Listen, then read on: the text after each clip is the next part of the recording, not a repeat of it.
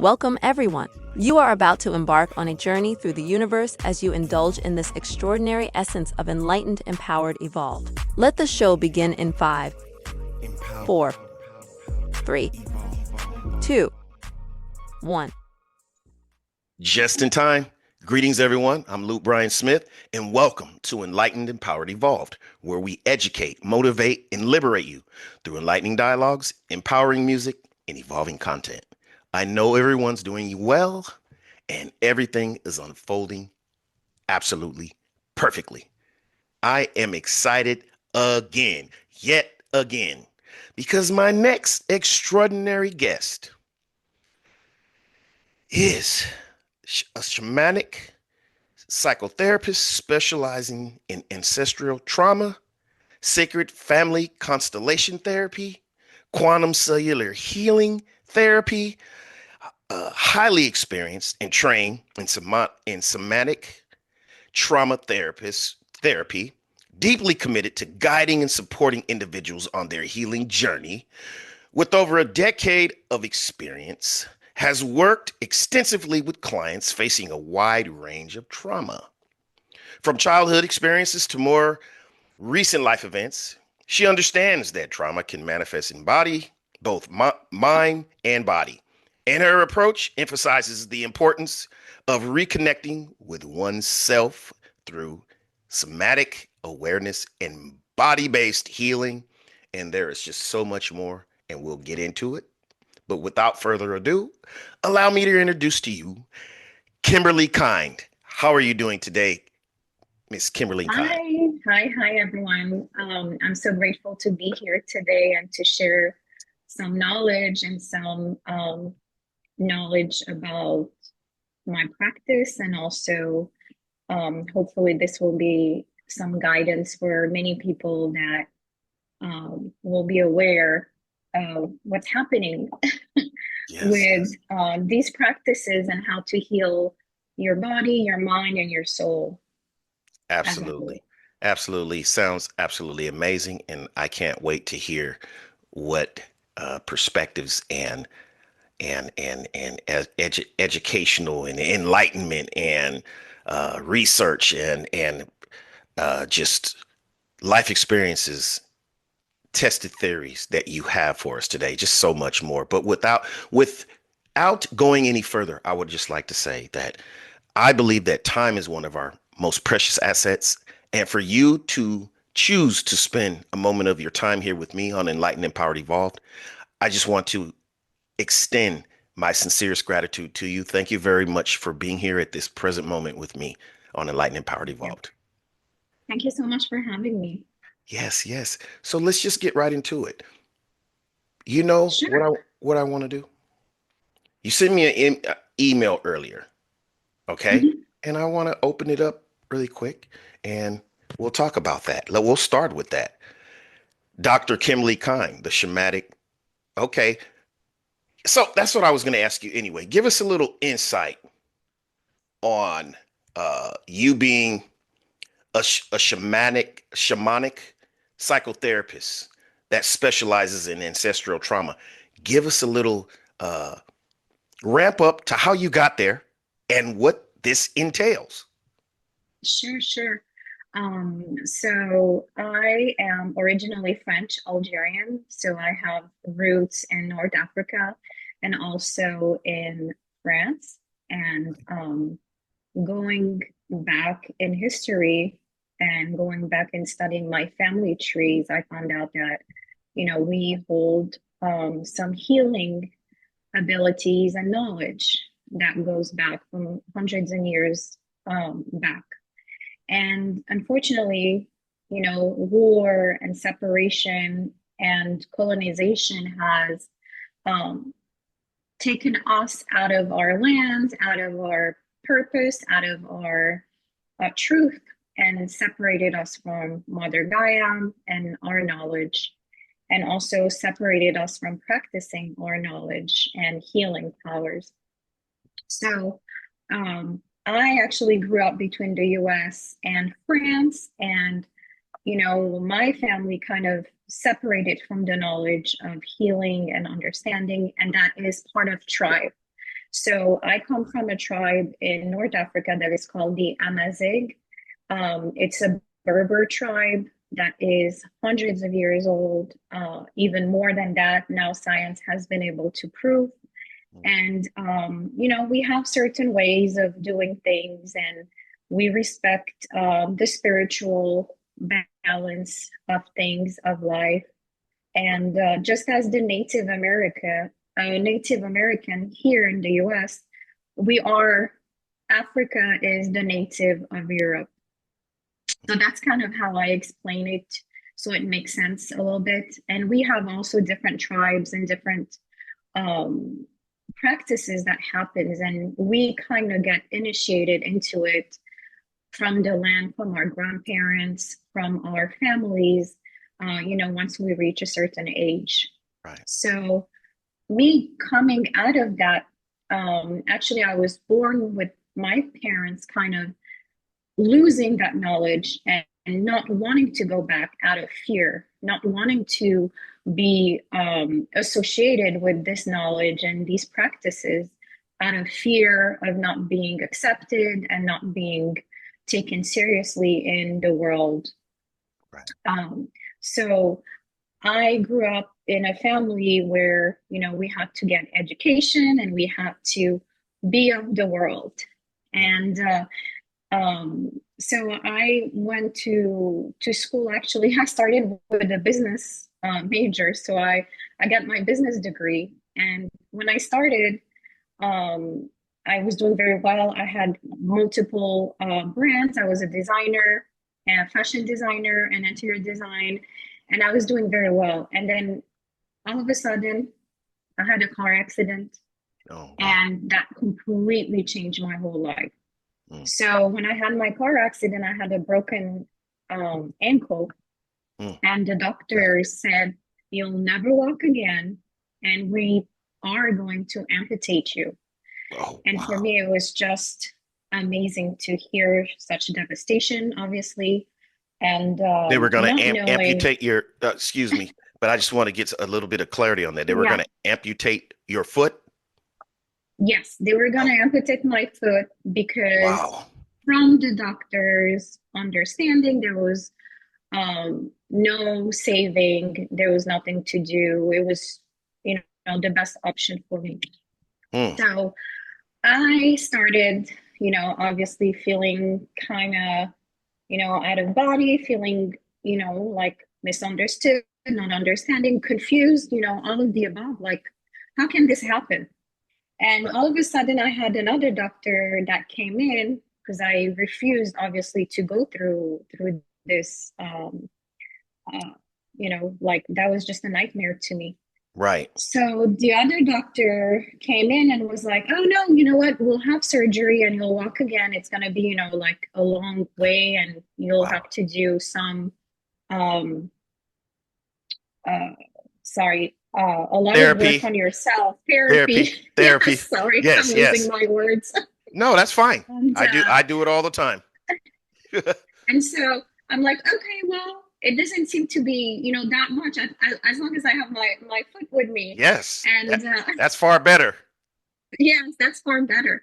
So I go in, I have surgery. I stay in a wheelchair for over a year. I have a lot of complication because it takes a lot of time to heal. And during that healing journey, so I was basically in bed all the time, 24/7. I couldn't walk. And as long as the wound wasn't healing, I couldn't do like a lot of exercises. It was just me doing the minimum just because the skin needed to heal. So at that time, I started going back to the practice of my ancestors with, healing oils, like all the natural ways of healing the body, because any medication that I was on was not helping me. It was not helpful.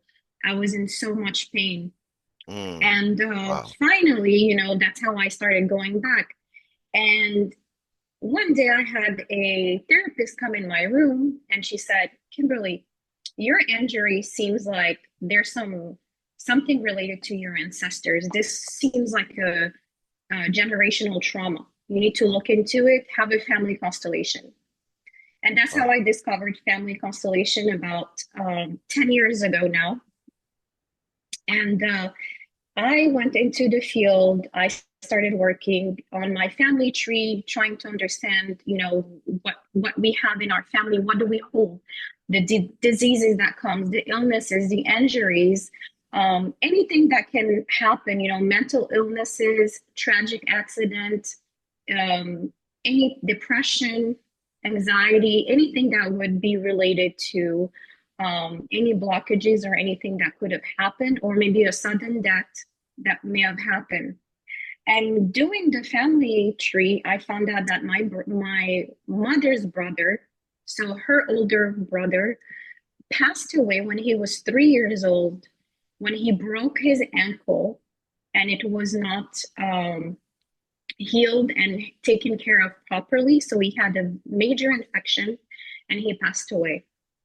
So Wow. I was repeating the cycle of his injury. Wow. That is powerful. Yes. Yes. So it was kind of shocking to me to figure out that, and, going through the constellation and understanding, like, how does it work? What does that mean? Like, I don't understand. Like, can you explain to me? So basically, um, going back into the field of like shamanic way of the spiritual realm, what we call the lost soul in the spirit. So the lost soul in the spirit, if they're not grieved and if they're not honored, they're not basically given the approval to let go, Right. they will hold on to the family generation after generation until they're seen, they're heard, maybe out of loyalty also to the parent. They don't Mm. pass, so their soul kind of stays stuck. What we say is like the soul doesn't elevate and pass to the other, to back to source. Yes. So out of loyalty, out of grief, so let's say my grandmother, she lost her son, and out of loyalty, she couldn't love another child. So she couldn't love my mother, she couldn't love, another her husband or anybody else out of loyalty to that lost child. So Child. once the Wow. body goes into a grief, once a person goes into grief, and usually it's the mother, Right. she holds the soul. So in the shamanic realm, we say the mother holds the soul stuck and doesn't let that soul go. And what Right. happens, it creates generational trauma. So now what we have is that story keeps happening and replaying as a karmic lesson, Mm. as a different people will call it different things, and it doesn't have to be a certain way, believe whatever it is that you believe, but basically it's a generational trauma, it's a karmic lesson that keeps repeating itself until you let Wow. go of that soul, until In that soul is within that elevated. family, within that Yes, family, this happens. And yes. so what that is telling, and I'm sorry if I interrupted you. Please do not lose your train of thought No, because you're good, I'm you're good. really listening to this. It's opening my eyes, and I'm thankful that I'm a bit familiar with shamanic modalities and practices. I read an amazing book, as I shared with you earlier, that spoke somewhat about what you're speaking about now. But this is interesting, very interesting, because there's things that are going on, I'm sure, in a lot of many people's lives that they don't know why this is happening, and they feel like I haven't done anything. But you kind of clear it up that this can travel through, you know, uh, generations and elders and past family and it can continue with us. And yes, give us some insight as to what we have to do to eradicate that. So in the work that I do, it's helping elevate the souls, helping guiding the souls, and this happens. It's a process where it can be souls in body.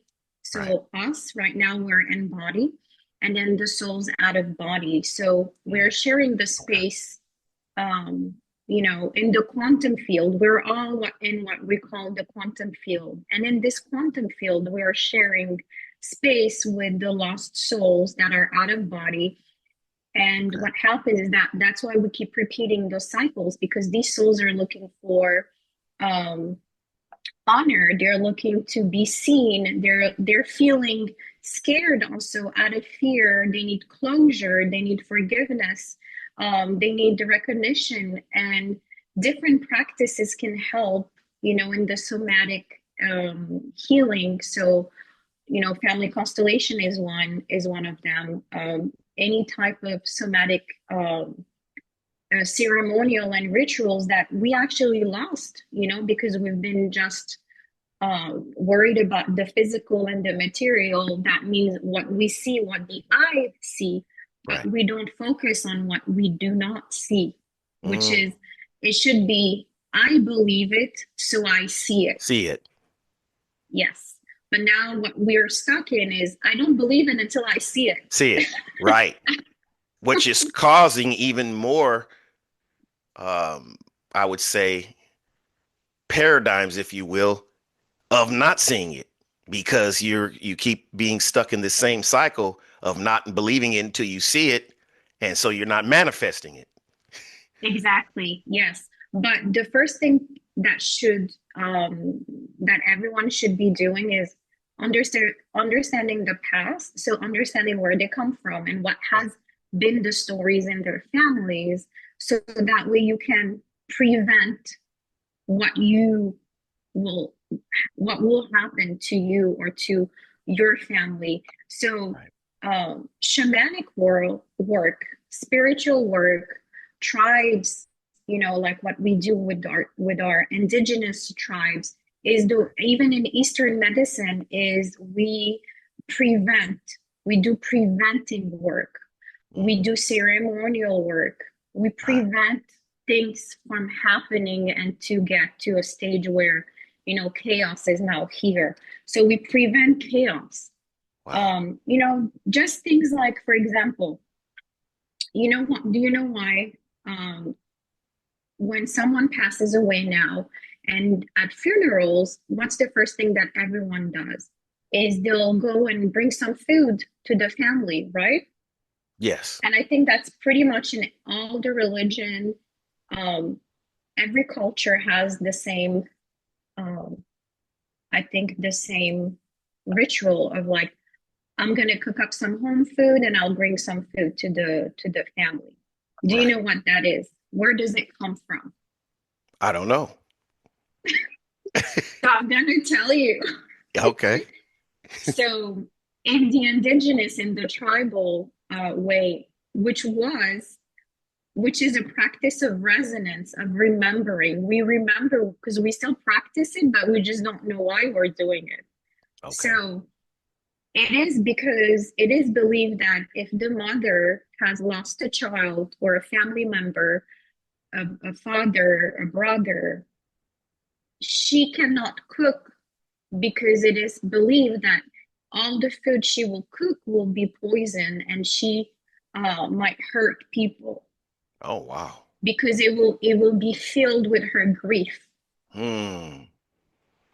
Yes, I resonate with So that because often people don't realize that food takes on energy, you know, and what we put in our bodies, not only, the trauma of the animal, but trauma of the people that's handling it. And so, yes, I have touched on that very little bit, but yes, that resonates with me, what you're saying. Wow.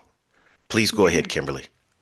yeah. So in the indigenous tribes, and in our shamanic ways, in our rituals and traditions, is that we work together as a village. So we support each other.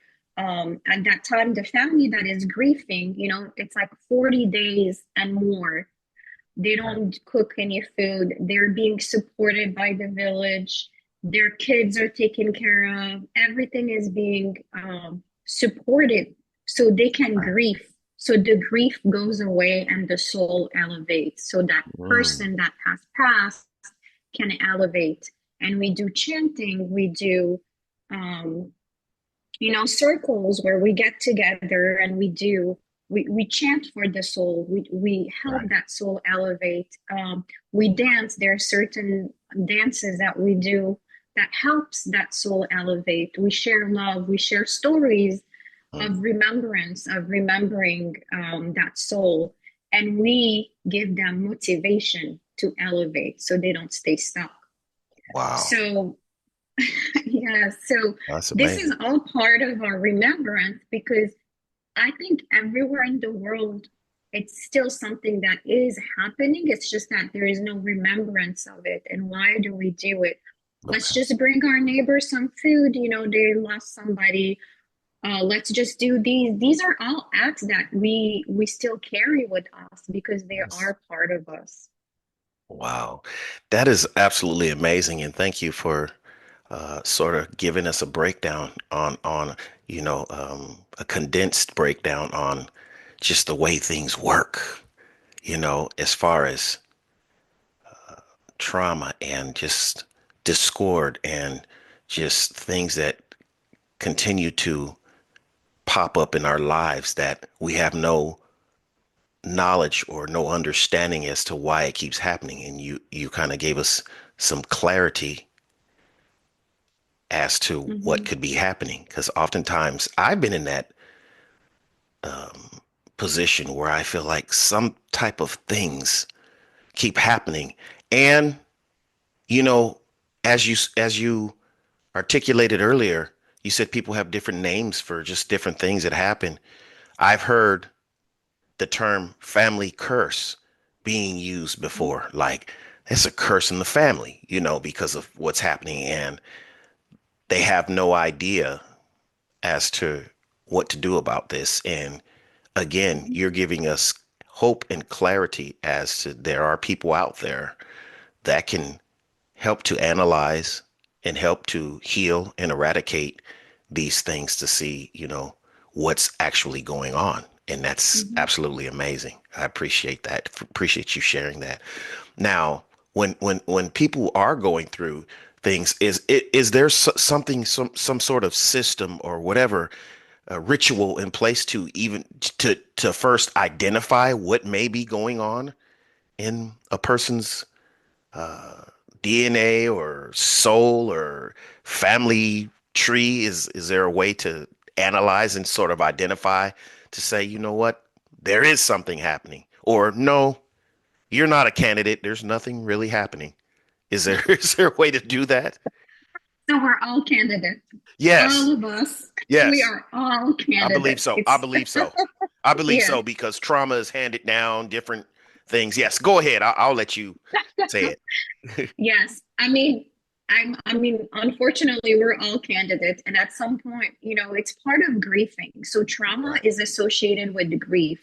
right, And we've all been grieving something. It's just like, once you lose something, and life is part of death and life and a rebirth. So we're right, we're at a certain point, we're at a job and then we lose that job and then we go and grow and we go into another job.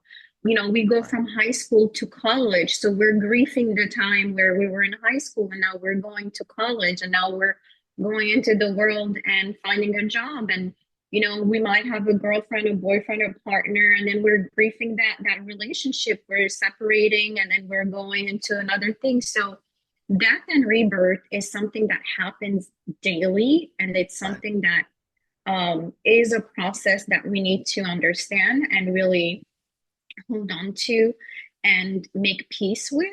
right, And then there is real death in the physical where, we lose our animal, like maybe we have a pet and we lose our pet, we lose a grandmother, a grandfather of anybody that is dear to us.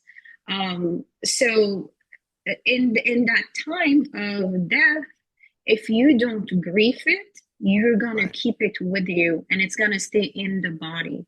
Mm, So a lot of the times, if there has been a death in the family that was not processed and that was not grieved, a lot of the times we're not in a condition of grieving. Some people don't know how to grieve, or they don't have time because the next day they have to go back to work, you Hmm. know?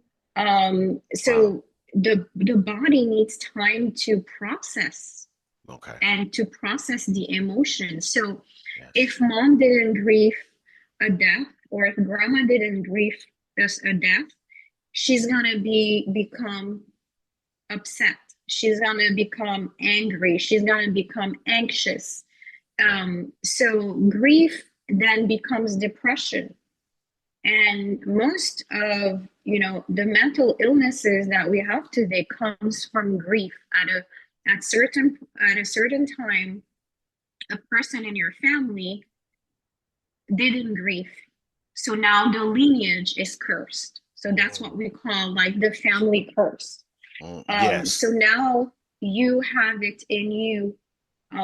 So let's say, for example, hey, life is all good. I got the job of my dreams. I got a perfect girlfriend. I have, everything that I dreamed of, and I'm still not happy. Like this is Yes. this is what's happening right now. It's like people are feeling depressed, and anxiety is running their life, and Right. they're looking to numb these feelings, and it's a lot of like pain in the body that they don't understand. And that's when you understand and you know that it comes from a generational pattern, trauma, curse, whatever you want to call it, whatever Yes. sounds best for you. You may Yes. No, call I it get it. as is, but that's basically how you understand that it's happening, and that's how you can diagnose it and understand it. Right. um it comes from that. It comes from like, it's not mine, but I'm carrying it. Right. I've tried everything, like I have some of my clients, they have yoga, they have, like journeys, they go on these like healing journeys, and they do Right. all this medicine. And I know psychedelic is not on the subject, but they do psychedelics, they do plant medicine, they do any type of therapy that is out there, talk therapy, and they're still not healing that specific sadness, that grief, that depression, that anxiety. Right. And it comes from generational trauma. It kind of gives you an idea of what we're carrying. So you have to understand that now this is like hundreds of years of us not doing the work. So our Okay. generation, people that are right now in body, our souls that are in body, they're carrying, I will say, maybe hundreds of souls that are stuck Mm, because right. we haven't been doing the work. We haven't been acknowledging them. We haven't been doing the ceremonies. We haven't forgiven. We haven't recognized Mm, them. yes. These are the things like our great grandma used to do. We haven't been sitting in circles. We haven't been, talking about our sadness and our grief, our emotional body. We haven't been doing all these things. Right. Right. Whoa. Whoa. It's just so much, but it's very intriguing. It's very enlightening. And thank you for just giving us simplifying all the complexity of what is going on with us. And that's Yeah. amazing. And like you said, everybody's a candidate. And I truly believe that. Yes. So that's absolutely amazing. And while we are here, can you share with us a link or two of how people can find you or to participate in anything that you may have going on? Sure. So you guys can follow my website. It's timeforhealing.life. I have some different workshops that I do, family constellations. I do one-on-one work. I do group work. I do quantum cellular healing, which is a deep dive into your subconscious to be able to process, trauma that might be yours, but also trauma that you might be carrying. So all this, you can find it on my website. It's timeforhealing.life. Life. Now, you also have a Facebook group as well. Care to share that? Yes, so the Facebook group is Sacred Family Constellation with Kymberly Kind. And I Okay. share, multiple information. People can share their stories, knowledge, information about, all this work about ancestral generational trauma and figuring out. I share the tools. It's, if you really do the work and sit down and kind of take the time, it's possible to let go. Amazing. And I'll leave it. I won't add anything to it. There's nothing to add to that. But thank you so much, Kimberly, Kimberly Kind, for being here and sharing with us your amazing knowledge, wisdom, and perspectives. Thank you very much. I appreciate you. I have to, not have to, but I'm thoroughly grateful for this experience and for you being here today. Thank you very much for sharing with not only myself, but everyone who's watching and or listening. I appreciate it. Thank you for having me. Thank you Yes, so much. yes, and thank you everyone for listening and or watching. Be sure to hit the like button, subscribe button, leave comments, questions, and be sure to go into the description of this segment and read a little bit more about Kimberly Kind and check her links out, which will be incorporated in there as well. And I appreciate everyone. Thank you very much. Love and appreciation. Enlightened, empowered, evolved. I will see you soon.